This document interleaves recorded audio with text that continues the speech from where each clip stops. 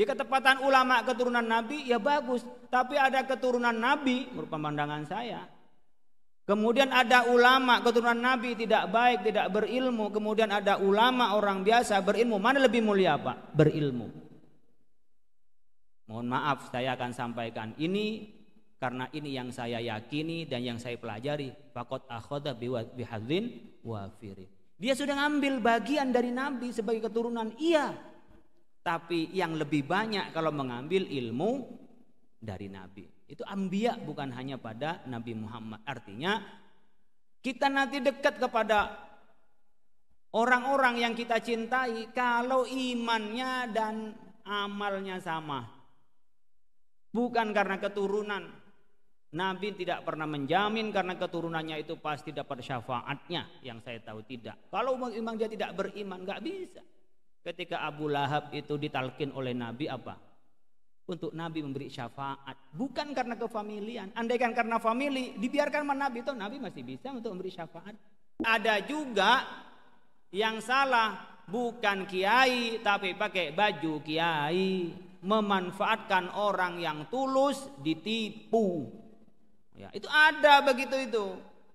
Ya, makanya kan sekarang ini lagi rame-ramenya soal nasab. Wah, nasab gimana nasab? Kalau perdebatan nasab kepada Rasulullah SAW itu untuk mencari secara keilmuan referensinya di mana. Ini Syekh Ubaidillah itu punya anak siapa? Jadi dari Syekh Muhajir kemana? Al-Uraidi kemana? Itu bagus nyari silsilah. Secara akademik itu bagus. Jadi menemukan benar mana yang silsilah kepada Rasulullah. Bagus. Tetapi kalau kita mencari ini hanya untuk menghantam seseorang atau untuk hanya jadi polemik apalagi dipolitisir, itu tidak produktif perdebatannya. Ya, malah menjadi ketersinggungan bahkan mungkin perpecahan di antara kita. Karena itu apakah penting Pak membanggakan nasab? Mencari nasab itu penting karena kita bagian dari hifdzun nasl. Ini keturunan siapa? Jelas keturunannya. Itu juga diperintahkan dalam Islam. Tapi sombong-sombongan dengan nasab, meskipun nasabnya kepada Rasulullah itu tidak baik. Apalagi nasabnya nggak jelas, disombongin lagi. Ya. Tetapi nasab itu tidak lebih tinggi dari alim, dari ilmu. Yang lebih tinggi adalah ilmunya. Syukur-syukur habaib itu sudah keturunan Nabi juga berilmu, maka dua-duanya. Tapi kalau harus dipisahkan antara ilmu dan keturunan Nabi, mana yang lebih tinggi Pak? Ilmu. Maka disebut wa annal anbiya lam yuwarrisu dinaran wala dirhaman walakin warasu al-ilma faman akhadahu faqad akhadha bihadzin wafirin. Al-ulama warasatul anbiya. Ulama yang jadi pewaris. Di ketepatan ulama keturunan Nabi ya bagus, tapi ada keturunan Nabi menurut pandangan saya. Kemudian ada ulama keturunan Nabi tidak baik, tidak berilmu. Kemudian ada ulama orang biasa berilmu. Mana lebih mulia Pak? Berilmu.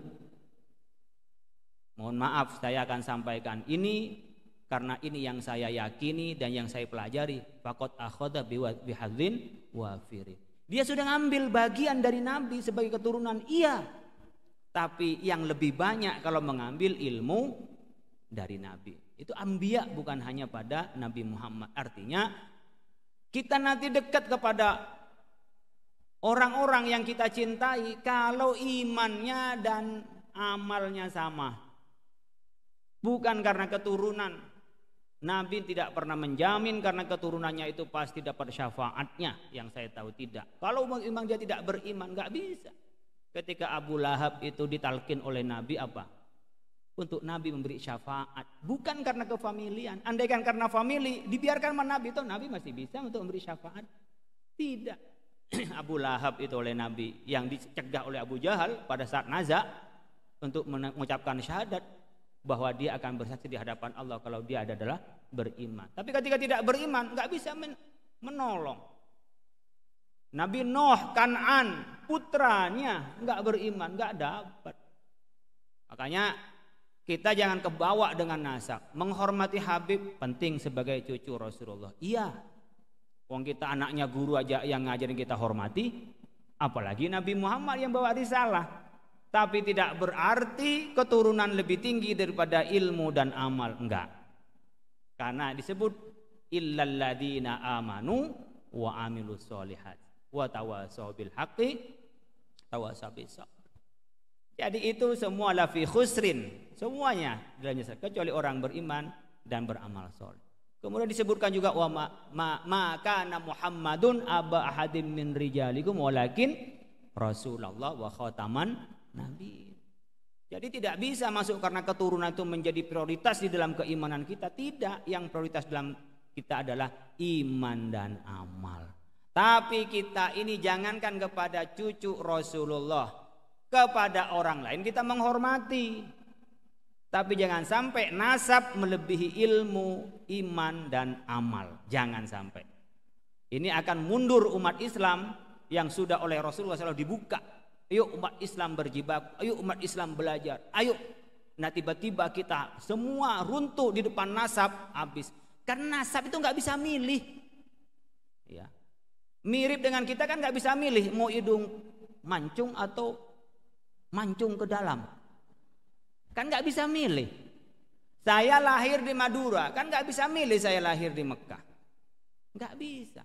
Jadi seakan-akan kita nggak bisa upaya untuk dekat kepada Allah. Allah memberikan ruang untuk dekat kepada Allah dengan apa? Dengan ilmu, iman dan amal soleh. Menurut saya perdebatan nasab itu soal saya nasabnya kepada siapa dicari masing-masing iya. Saya bukan sok-sokan. Kata famili saya itu nyambung dari Aji Gunung ke Syekh Cendana. Sama dengan Ki As'ad itu, Syamsul Arifin, kemudian ke Sunan Ampel, nyambung kepada Rasulullah. Tapi saya nggak berani bilang nyambung pada Rasulullah. Saya nggak tahu benar apakah iya, wallahu a'lam. Minimal saya nggak ada wajah Arabnya. Nggak ada wajah Arabnya. Tapi saya yakin saya anak orang baik-baik. Bapak saya jelas, kakek saya jelas itu. Pakai melalui pernikahan, ya sudah di situ saja. Kalau ketepatan ada dari nasab kita yang baik, bukan buat bangga-banggaan, tapi buat malu. Malu kalau kita berbuat buruk dari keturunan orang yang baik-baik. Itu jangan kita malah seenaknya karena keturunan seseorang. Tapi dari keturunan siapapun itu punya potensi untuk jadi orang baik dan jadi orang buruk. Jadi kita jangan berpatokan pada anak siapa, tetapi pastikan kita, anak-anak kita mengambil bagian besar dari risalah Rasulullah SAW adalah beriman, berilmu, dan beramal soleh. Ini penting saya sampaikan biar nggak polemik terus, nanti digoreng ke pemilu nanti. Wah, nanti macam-macam lah. Jadi kita benci pada Habib. Jangan benci, jangankan kepada Habib. Ma orang biasa, orang gelandangan aja nggak boleh benci kita. Ya. Mau orang non muslim kita nggak boleh benci, sayang, didakwain biar masuk Islam, biar masuk surga bareng-bareng, kan sayang. Kalau nggak sayang biarin aja dia, biar masuk neraka, kan gitu kan sama anak kita. Kalau anak dibiarin itu bukan sayang, orang tuanya itu namanya dengki sama anak. Nggak ngaji dibiarin, nggak sholat dibiarin, karena sayang. Nggak sayang itu dengki. Kalau mau sayang, ya dibangunin kalau tidur, diajak sholat kalau dia malas, lalu disantrenin, ya disuruh sekolah yang benar, biar masa depannya jelas. Itu sayang, bukan dibiarin. Oh, mau sekolah terserah anak saya manja, atau nanti saya kasih duit banyak, duit harta saya masih banyak. Itu anaknya jadi nggak jelas nantinya, masa depannya juga nggak jelas. Itu bukan sayang, jerumusin namanya. Ya, ini orang kadang-kadang nggak ngerti sayang dan jerumusin. Mirip dengan sekarang, toleransi Pak sama LGBT Pak, hormati kemanusiaan itu nggak menghormati manusia namanya. Laki doyan malaki kok sama manusia gimana?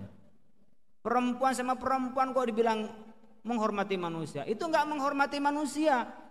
Menghormati manusia, sayangi dia, jangan dikasarin, diajak dia untuk jalan yang benar, normalkan dia orientasinya, normalkan dia jadi manusia sebagaimana fitrahnya. Itu namanya cara menyayangi.